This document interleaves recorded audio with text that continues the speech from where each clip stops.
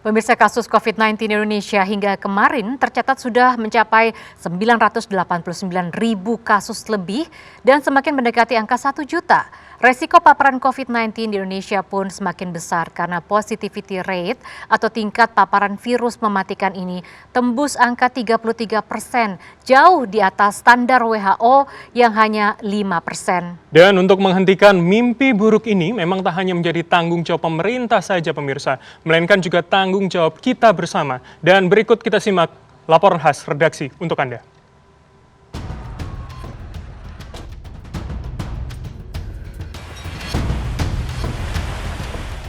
Inilah deretan sejumlah pelanggaran protokol kesehatan yang terjadi selama ini. Seakan menyebut virus corona, orang-orang berkerumun, tidak menjaga jarak, bahkan tidak memakai masker. Pelakunya pun beragam, mulai dari pejabat, tokoh masyarakat, hingga orang biasa. Perilaku menyebut virus corona ini pun ternyata banyak di antara kita.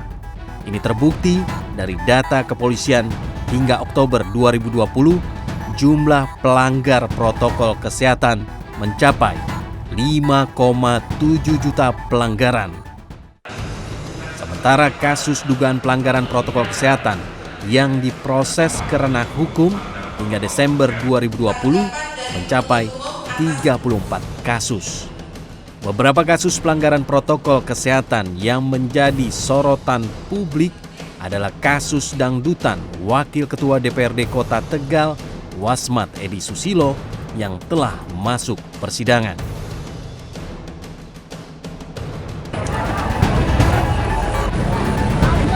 Sementara tak kalah menarik adalah kasus pelanggaran protokol kesehatan Habib Rizik Syihab. Dalam kasus ini, Habib Rizik harus mendekam di tahanan.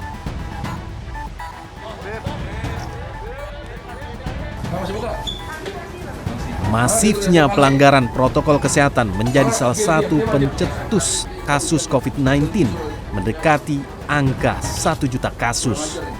11 bulan pandemi COVID-19 berjalan, risiko paparan virus ini semakin besar karena jumlah kasus aktif terus bertambah dan telah menembus angka 100.000 lebih.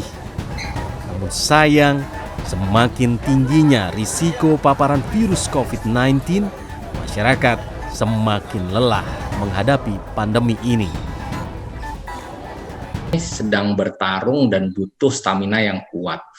Pelajaran dari flu Spanyol, pada saat gelombang kedua terjadi angka kematian yang luar biasa pada Agustus 1918, karena masyarakatnya sudah mengalami pandemic fatigue.